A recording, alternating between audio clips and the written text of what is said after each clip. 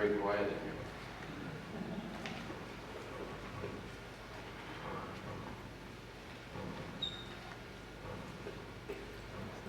So last night, I had a brother come up to me, I won't tell you his name, David Ross, and he said, "I forgot how fast you talk." He said 7,000 words in 45 minutes. So of course, my curiosity, as we learned yesterday, I had to go look up how fast people listen. So David, what I did learn is, so 7,000 words is about 155 a minute. And you can hear 500 to 800 depending on which one you believe in the thing. So I need to talk a little faster today than I did yesterday. How's that, Brother David Ross? I told him it was great. I didn't like his talk at all last night, but he gave me a lot of jokes to tell me. I really enjoyed his talk.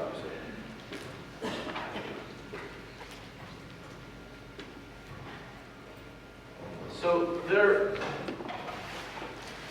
I actually struggle a little bit on what all to share in the class, and I know any speaker, I was telling Brother John, a few years ago when I spoke, I did study, now maybe I said this yesterday, but I did study on camel travel.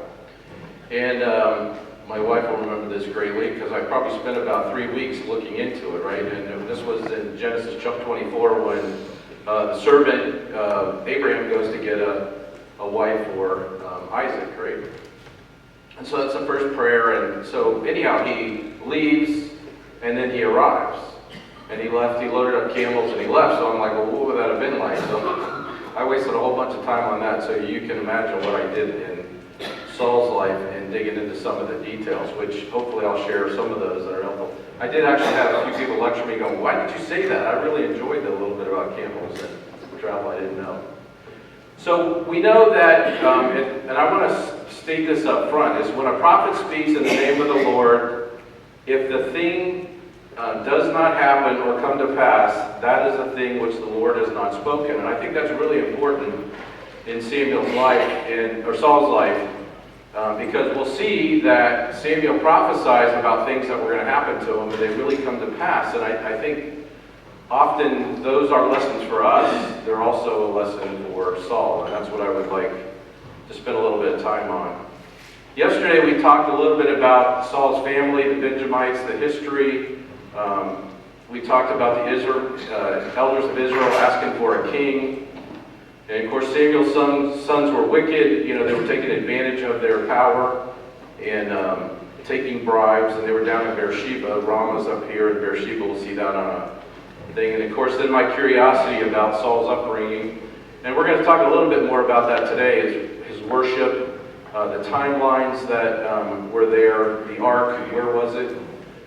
And again, that's the great thing, and Brother John brought that out yesterday, was, so much, this morning's reading, when they talk about the coat of many colors, I'm thinking that's going to be one of the talks about Tamar, right? And so the coat of many colors, and of course that brings you back to Joseph, right? So I'm thinking about what the future talk is Brother John's going to have on that subject. So what is it telling us?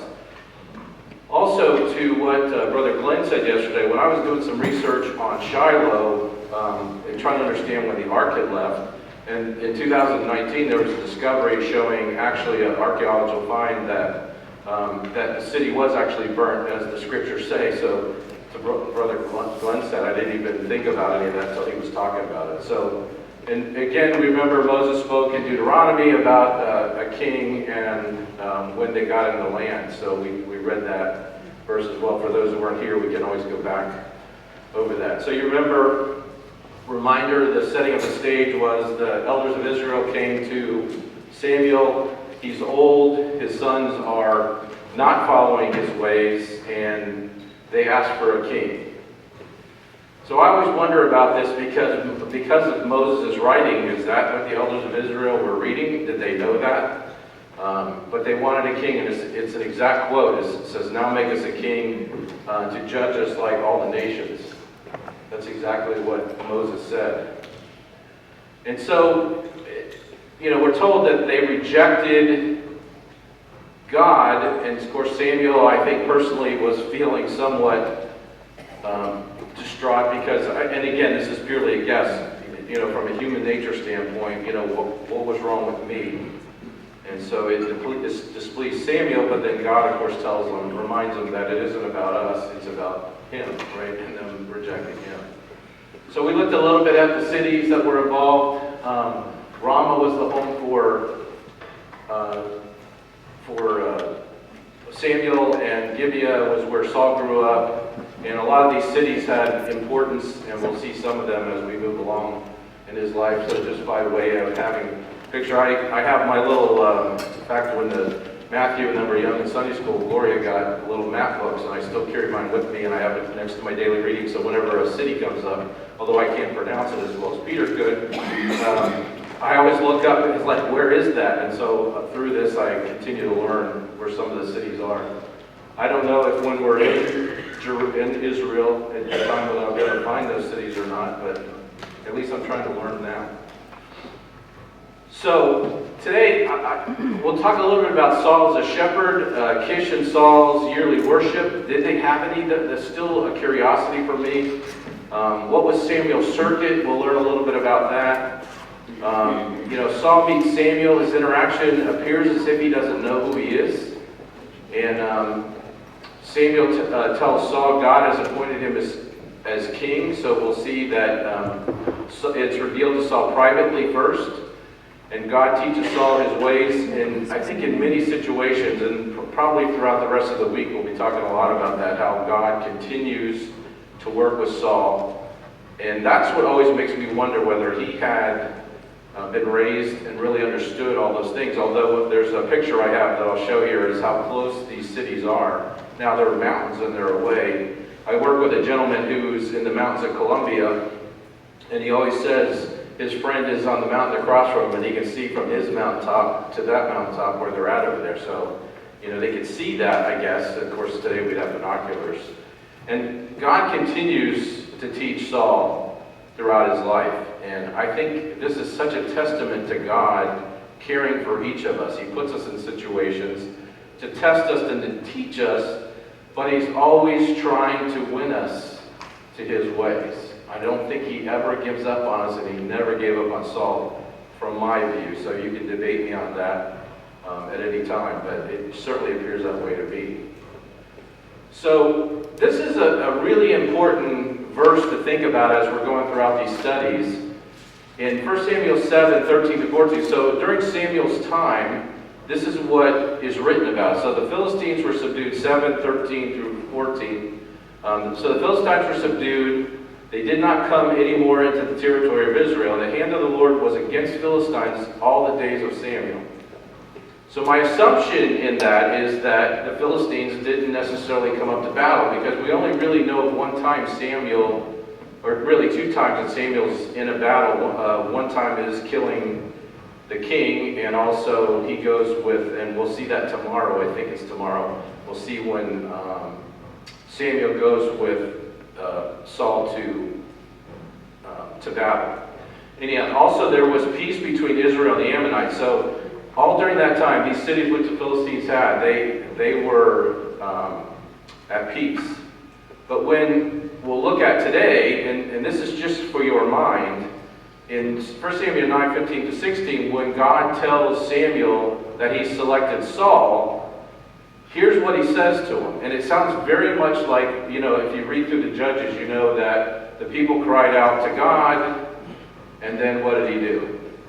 He provided a judge and rescued them from those troubles. And this very much sounds similar. It says, now the Lord had told Samuel, and we're going to read this a few times, it is here that the day before Saul came, saying, tomorrow about this time I will send you a man from the land of Benjamin, and you shall anoint him commander over my people Israel, which that's an interesting word in itself, that he may save my people from the hand of the Philistines, for I have looked upon my people, because their cry has come to me. So kind of interesting contrast there, right? During Samuel's reign, it's the end of his reign, and I think this is, again, in a sense of prophecy, that things aren't going to be so good after Samuel's gone.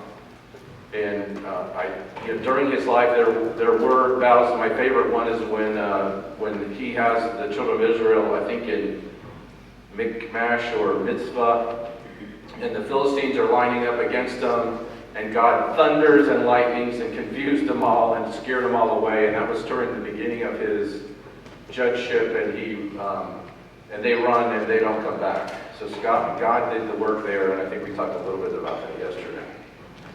So here's a couple verses just for your mind that you can say Saul was a shepherd or he worked the family farm, one of the two.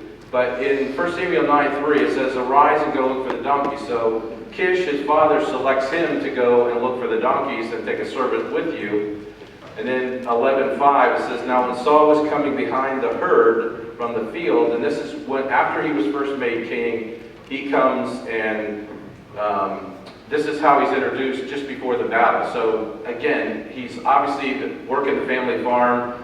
He seems, that's the best picture I could find of donkeys. There's a lot of donkey pictures, but that's what he was, again, going. And I think of what Brother John said yesterday. When you read that, it's like, what's the significance of donkeys? And we know the significance of donkeys in many ways, but why he went to look for them, I don't think it had anything to do with the donkeys. God was leading him to Samuel, and then ultimately the king, and we'll see that as we go through. So here's the part that I think is missing in what we know about Kish and the upbringing of Saul. So here's a story that I know everybody knows. It's one of my favorites, and I wish in doing all these studies I created an exhortation I haven't given yet about Samuel and his family, but mostly about Elkanah and Hannah. And this is what the quote is, and I think, and the reason I'm bringing this up is because this seems to be missing. Of course, it's missing in many. We don't really know about Jesse and David either, other than what they know, right? What David knows in his upbringing says Jesse must have been, or he must have been involved. He knew that God was there. And I'm not saying Saul doesn't know, but, so anyhow, now there was a certain man, and his name was Elkanah. I won't read it all, just to save us time. And of course, he had two wives. Hannah's the one I focus on because that's Samuel's mother. And this man went up from his city yearly to worship and sacrifice to the Lord of hosts in Shiloh. So Shiloh was the worship place then, and who's there? Hophni and Phinehas. What are they famous for? Those are Eli's sons, and they were evil. Well, what I think about is all the things that are going on in the world, there's still a remnant serving God. And I think this is such a reminder of that. You know, here they're going to Shiloh. Maybe Hophni and Phinehas had not turned bad, but then of course we know that if you read throughout the first couple chapters that they continued to go up yearly to worship, and that would have been this example any family would have had, right? Going, and we might say going to meeting, going to church, going to Bible studies. I know I grew up, I heard somebody this morning say they had this memory when I was a kid, and it was only a couple days ago. Every time somebody came over for Bible study or we were going to Bible study, we always went to the donut shop. And so being a little kid, sitting in my lap was the box of donuts. And guess what it said on the box? Donuts here, donuts there, donuts by the score. Once you try the donut shop, you'll dash right back for more. Why I can remember that, I have no idea. But it was sitting in front of me every time, and we must have obviously went and got donuts a lot. So, you know, that's such a great memory of growing up, of going to Bible study. My parents set a great example for us. I know they were human and they weren't perfect by any means, but again, that's what to me, feels like it's missing, and I'll share with you why. And so this is it, again, this is the best image I have of Hannah praying, and what the yearly worship might have looked like when they went up. And again, we'll see that Samuel had a circuit that he went on. And these were the cities that it tells us in 1 Samuel 7:15. So we have Bethel, Mizpah, Ramah, and Gilgal. And what is famous about Gilgal? Anybody remember? Right, there you go. Right, so we heard that yesterday. That was the first city that they settled in when they came across the Jordan. And again, as we heard, that was the circumcision that happened there. But Gilgal they went back there. We'll see that in Saul's life. But Gilgal was part of his circuit that he went And again, of course, and Samuel judged Israel all the days of his life. He went from year to year on a circuit to Bethel, Gilgal, Mizpah, and judged Israel in all those places. But he always returned to Ramah, for his home was there. There he judged Israel, and there he built an altar to the Lord. So Ramah was home. We see that from his parents. That's where home was. And sometimes I look at these dots and I think they're pretty far away, but I think this next picture shows, this is a view from, and this, the best one I could find was, this is a view from the high place in Gibeon where they served. And you can see right across there is Gibeah and Ramah. So if you were in the high place, you could see pretty far away. So my picture always is that, they don't necessarily know what's going on in one area or the other, but probably did. And when we know that when Saul went to search for the donkeys, he traveled quite a distance. So just to give you a little bit of a picture of, and the reason I tell you this story is because I wonder if Saul was ever involved. And my best guess is that they didn't necessarily go for the yearly worship. So there's a lot of verses here, and what I want to focus mainly on here is, as Saul is journeying with his servant to go find the donkeys, there's something greater going on, and that is God has already selected him, and he tells Samuel that this is the man that I have selected to be, again, commander, governor. It doesn't really say king in the sense of king. It really sounds very much like a judge, but we'll learn later on that, not today, but we'll see that, obviously he is referred to as a king. Because Samuel writes a whole book on what it's like to work, what it's going to be like to have a king and royalty. So it says I'm going to step out here a little bit, when they come to Zup, right, so they come to Zup, and Saul said to his servant, who was with him, "Come, let us return, lest my father cease caring about the donkeys and become worried about us." So you can kind of get that picture that he's, they've journeyed, it's about 3 days, and we'll see that, the scriptures prove that. There's 3 days journey. They traveled quite a distance, and I didn't necessarily put up a map of that. But the story here is that I want to focus on, does Saul know Samuel? And of course, my wife challenged me a little bit, as she regularly does. She said, well, would he necessarily know what he looks like face to face? There's a lot of people there at the worship service. And I would contend he's the leader. You probably would have seen him once or twice if you have been there. And maybe know, although I can remember faces, but I can't always remember names.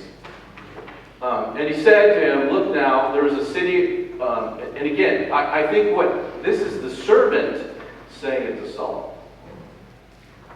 "Look now, there is in the city a man of God, and he is an honorable man." So meanwhile, they're traveling, they're looking for the donkeys, and they're going to find that man because they're going to see if he can tell them what's happening with the donkeys. So then Saul said to his servants, "But look, if we go, what shall we bring to the man?" So then you can make the argument the opposite. At least he knows if they're going to see that they should bring something, and there's historical precedence for that. As we know, we won't go into it. And the servant answers Saul, we don't have anything left. Our bread is gone, we've traveled, we've got nothing to bring to the seer, as we know they were called, and we'll see that.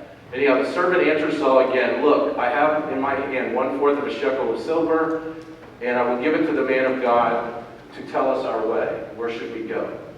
So it appears to me that the servant knows the ways of God better than Saul does.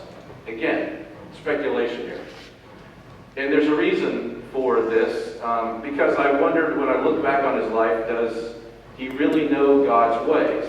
And does it matter that God would make somebody who doesn't know his ways king? And I think that the scriptures answer that story. So he knows to also give them something, right? So the servant has something to give.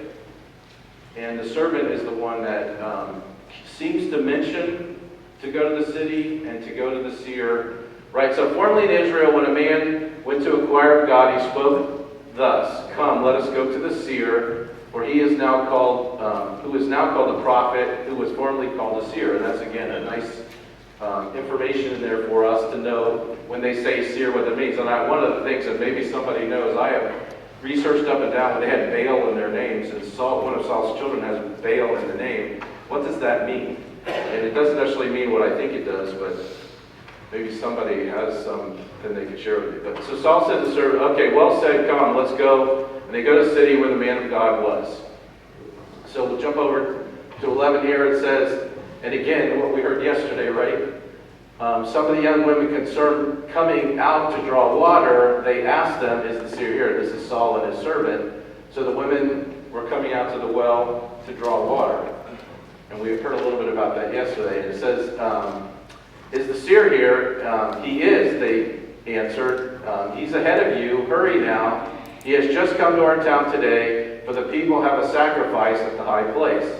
So there's two things going on here in my mind. One is teaching Saul, and the other is helping him get to the seer that can help him solve the donkey issue. Which seems kind of funny to me, other than they really have faith that they could help them. So when Samuel saw Saul, the Lord said to him, and this is verse 17, we're jumping down, there is a man to whom I spoke to you, this one shall reign over my people. Then Saul drew near to Samuel in the gate and said, he drew to Samuel and he says, please tell me where the seer's house is. So that's where I become suspicious about whether he knows him. He's looking at him, he sees him at the gate, but he doesn't seem to know who he is. He's a younger man, so certainly he would have a much better memory than I do as an older man. But that's the part that makes me wonder whether, and I'll show you something that you can debate me already on, but I think if you look at the original words, what it really means. So does Saul know Samuel? He certainly knows, at least the servant knows the seer. We don't know much about the servant at all, but in trying to understand Saul's upbringing, did he know Samuel? Were they part of the yearly worship? And, I think regardless of whether he knew him or he didn't, God teaches him, like he teaches us. So, we know that Samuel was told by God, just looking for my yes, 5. So Samuel told God already that he had selected Saul and that he would meet him, right? So, again, going back a little bit, now the Lord told Samuel in his ear the day before Saul came, saying, tomorrow about this time I will send you a man from the land of Benjamin, and you shall anoint him commander over my people Israel, right? And for I have looked upon my people because of their cry, which I talked about a little bit before. And so when Samuel saw Saul, the Lord said to him, there he is, right? So it's nice to have God telling you who he is. You don't have to remember people's names, so I'm kind of hoping that happens to me. They whisper my name before, God whispers your name before I walk up because I can't remember who you were. So anyhow, he goes up, there is the man that I spoke to you about in Shiraim, and then Saul drew near to Samuel in the gate and said, please tell me where the seer's house is, right? So God had told him who he was, and again, 19, Samuel answered Saul and says, I'm the seer, I'm the guy.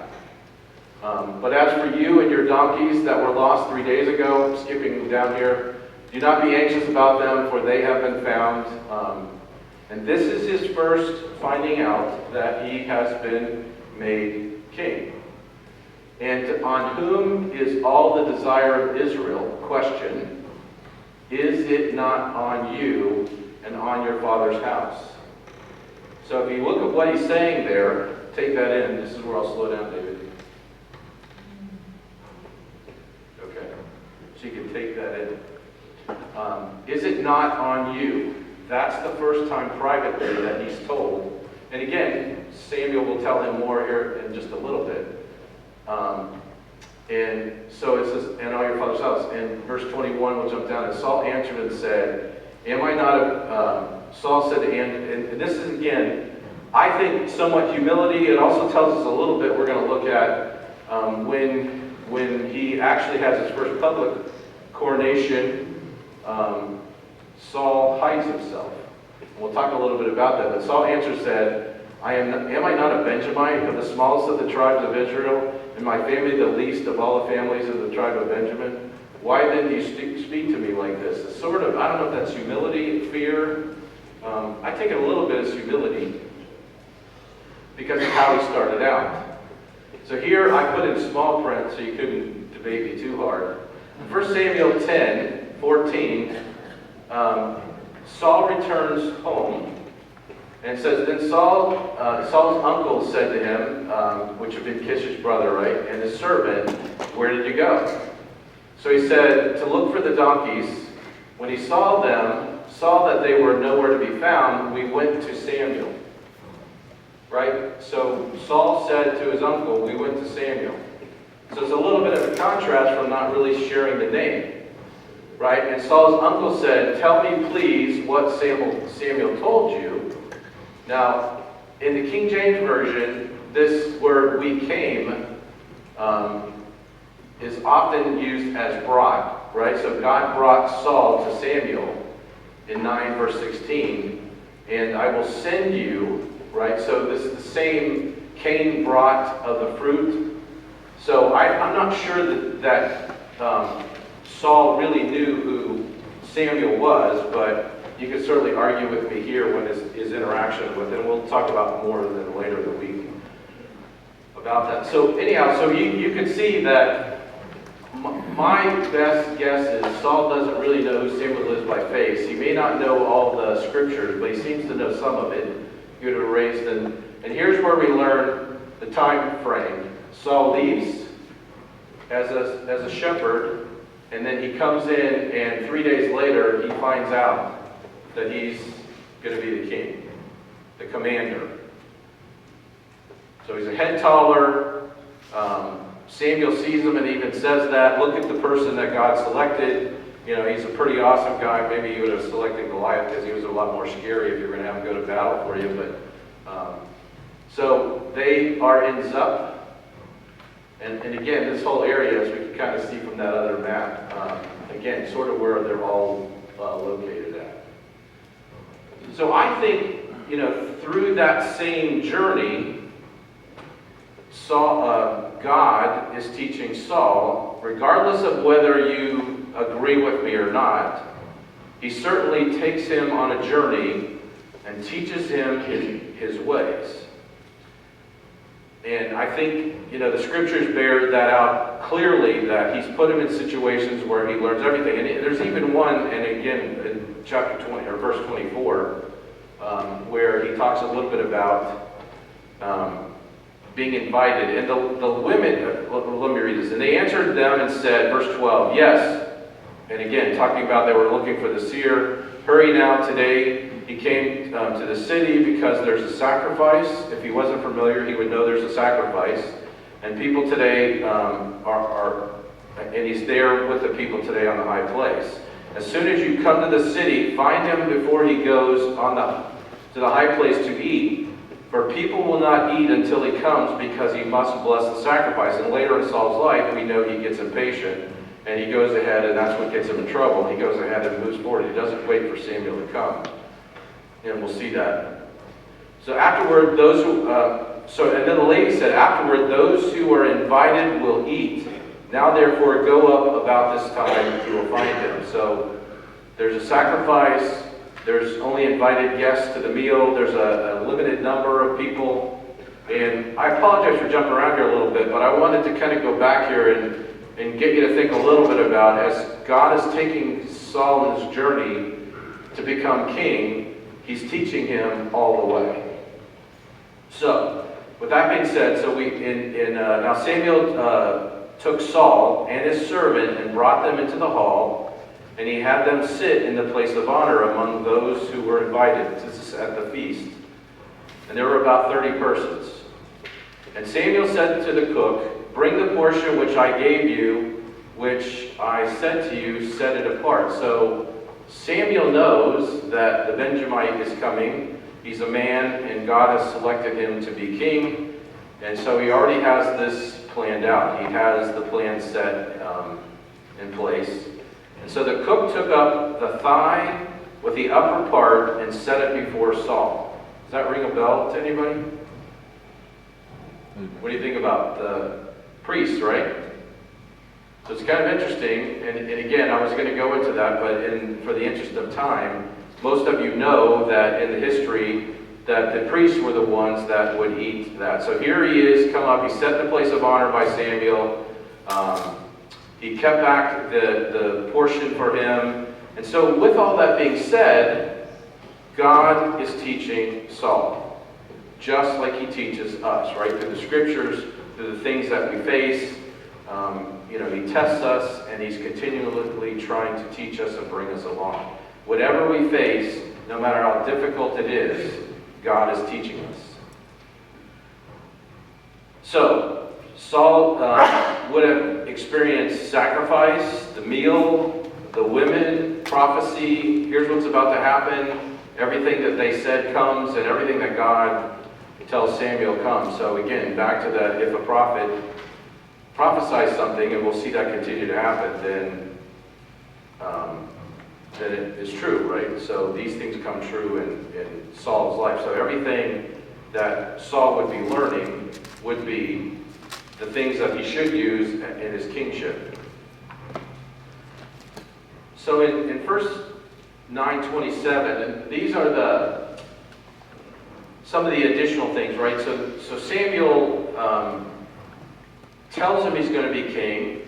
And again, Samuel said to Saul, tell the servant, right? So they're leaving the house to set the stage from after the worship. So this is day 4. They're leaving, and Samuel says to Saul, hey, tell your servant to go ahead.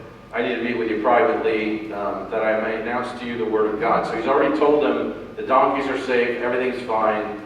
And then Samuel took a flask of oil and poured it on his head and kissed him and said, is it not because the Lord has a commander over his inheritance, when you have departed from me today, and this is where he again begins to teach him, you will find 2 men by Rachel's tomb. Now who is Rachel to Saul?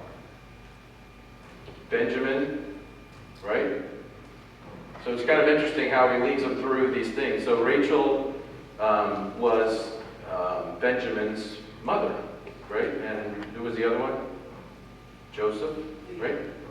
I'm always afraid to answer these two in case I get them wrong, so it's okay to say something different, because I could be wrong, by the way.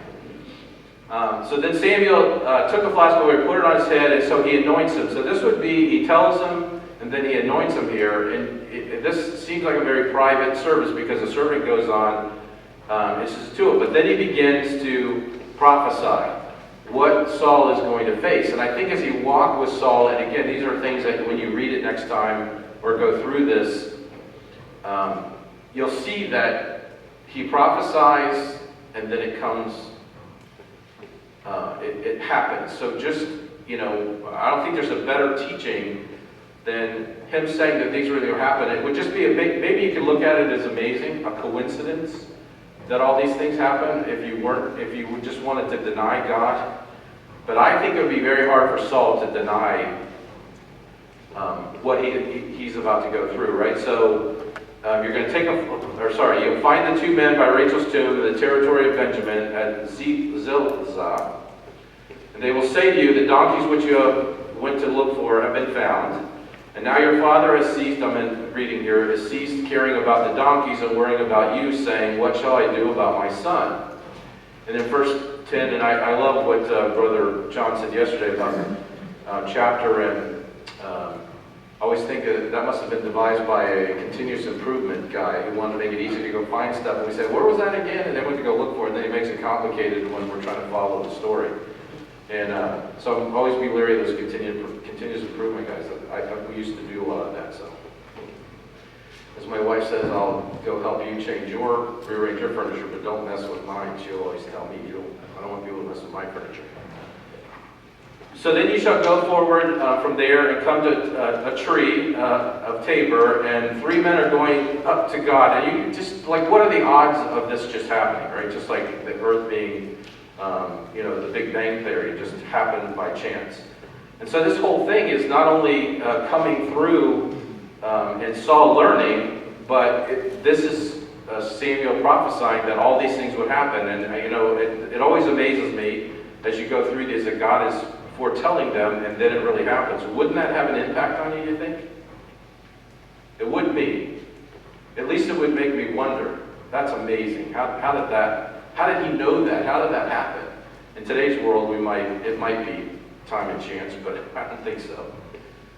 So carrying 3 loaves of bread and another carrying a skin of wine, and we could talk a lot about those various things and what he would be learning. And they will greet you and give you 2 loaves of bread, and you shall receive from their hands after you have come to the hill of God, where the Philistine garrison is. And it will happen when you have come there to the city, that you will meet a group of prophets coming down from the high place, with a stringed instrument, a tambourine, a flute, and a harp before them, and they will be prophesying. So he tells them all these things, and again, you get the picture here. And the Spirit of the Lord will come upon you, and you will prophesy. So what exactly does that mean? What was he prophesying? So that will be a discussion for another time. And then he turned with them, and you'll be turned into another man. So you prophesy with them and be turned into another man.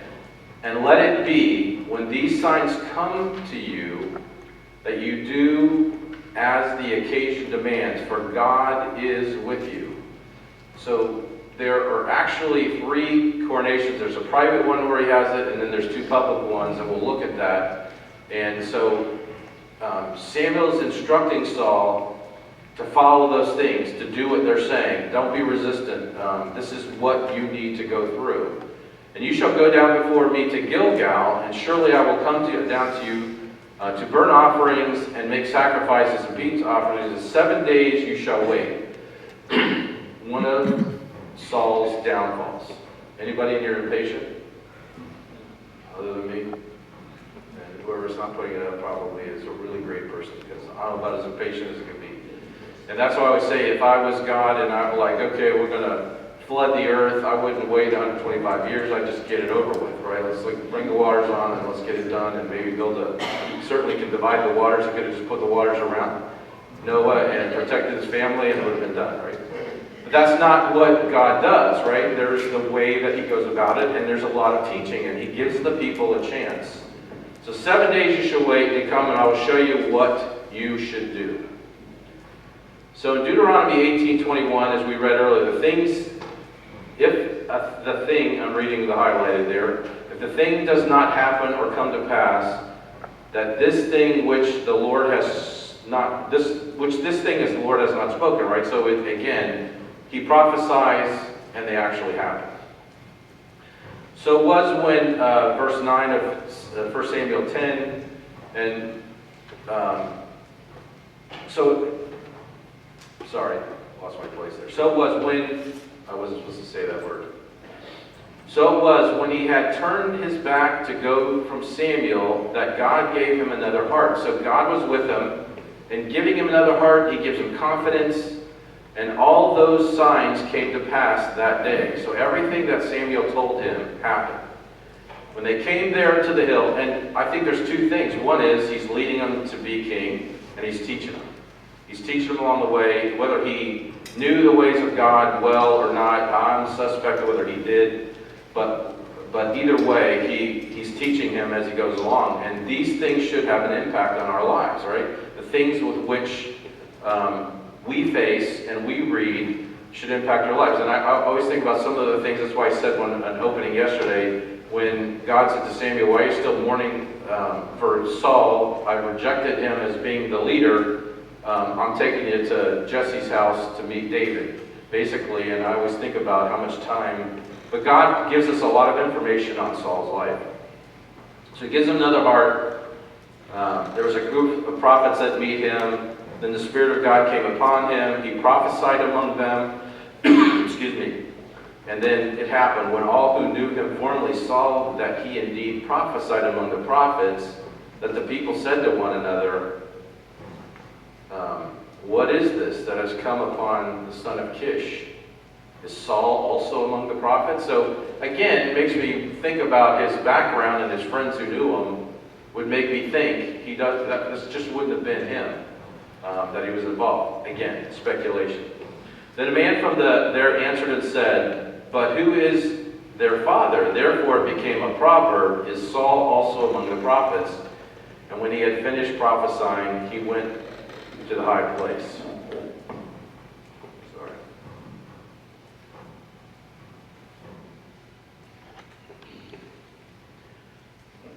Okay, so God calls, or Samuel calls the children of Israel to Mitzvah, the city up here, and he again, this is where Saul preaches to the children of Israel, but he also summons the people of Israel to the Lord Mitzvah. This is what the Lord, the God of Israel, say. I brought, and again, this, I'm showing this as the verses with which God, through Samuel, would be teaching the people, but also Saul. So this is a very important thing in their life. This is what the Lord, the God of Israel, says. I brought Israel up out of Egypt. I delivered you from the power of Egypt and all the kingdoms that oppressed you. But you have now rejected your God, who saves you out of all your disasters and calamities. And we know God has done that for us and from the history. And you have said, no, appoint us a king over us. So now present yourselves before the Lord by your tribes and clans. And this again would be a public coronation of Saul. When Samuel had all Israel come forward by tribes, and this is where we see, excuse me, was taken by Lot. Then he brought forward the tribe of Benjamin, clan by clan, and we talked about this yesterday. Matri's clan was taken. Finally, Saul, son of Kish, was taken. But when they looked for him, he could not be found. And this is one thing really interesting to me, because I think there's two things going on here. So Saul inquires of the Lord further, has the man come here yet? Saul's supposed to be there. They were all supposed to go to Mitzvah. And so then in verse 22 it says, and the Lord said, yes, he has hidden himself among the supplies. So when you look at that word, obviously I don't try to pronounce Hebrew words, but H2244 says in Genesis 3:8, the same term is used. Adam and Eve hid themselves, the same exact words. So Saul literally hides himself from what's about to happen. So it wasn't like, again, I also have up there Joshua, Rahab hid the messengers, which we talked about yesterday. That same word that's used here is he hid himself. So they ran and brought him out, and obviously you can't hide from God. Is that correct? You cannot hide from God. He knows where you are. You always think about those things that are done in secret, right? David was faced with that. I'm going to do it openly. And so God knows everything that we're doing. And they ran and brought him out and stood among the people. He was a head taller than any of the others. And again, you can see this is a photo that I found. Hopefully you can see they show him a head taller. So here's this big tall guy. Handsome, good looking, outward appearance, certainly leadership material just by looking at him, right? Again, that's as God tells us, you guys look at the outward, I look at the inward part and the heart, and that's, of course, we know from David. So then they shout, do you see the man the Lord has chosen? This is the one like him among all the people. So, again, even Samuel, in a sense, is impressed with, here's this mighty-looking guy. And then people shouted, long live the king, and Samuel explained to the people, and of course, this is something we don't have time to go into, but Samuel discusses with the people what it's like to live under royalty. And we talked a little bit about that in Deuteronomy when Moses warned of the same thing, what they shouldn't be doing, yet that's what the kings of Israel often did. And Saul went home to Gibeah, accompanied by valiant men whose hearts God had touched. We'll talk. We're getting to the end of time here. We'll kind of wrap up here. So when Samuel preaches in 1 Samuel 12, they had already been in chapter 11. We'll talk about this tomorrow. They go in this battle that they were in up to save Jabesh Gilead, and it's kind of interesting. At the end of Saul's life, if you read the very end of it, it's the men of Jabesh Gilead that go and get his body that was put in the temple. And so there's a connection there that because Samuel Saul saves them, Samuel with him. So anyhow, they get out of the battle, and he tells them to go up to Gilgal. And at Gilgal, the children of Israel are gathered, and Samuel's preaching to them. So there's two times that we won't bring that up now, but there's two times in Saul's life that Samuel's life that he preaches to them to get rid of the idols, to put the idols away. And he's still saying that to them. So idols are still around during Saul's time. And I think this is the final thing we'll talk about. Anyhow, verse 14 says, in 1 Samuel 12, if you fear the Lord and serve him and obey his voice and do not rebel against the commandment of the Lord, then both you and the king who reigns over you will continue following the Lord your God. So again, if you do what God says, you and the king will be fine. And this is, again, Saul's there, so he's hearing this as well. However, if you do not obey the voice of the Lord, but rebel against the commandment of the Lord, then the hand of the Lord will be against you as it was against your father. What my point of bringing this out is Saul heard this. Saul had every chance throughout his life, as we'll look at some of the things that happened to him in the next few days, to make a change. So at that point too, he calls down thunder and lightning. A great story. I wish we had more time to go into it, but again, Saul's there learning. So tomorrow we'll talk about Saul established as king, 3 times confirmed. We'll talk about the battle at Jabesh Gilead, and how Saul, in the beginning, is praising God and thanking him for this. Thank you.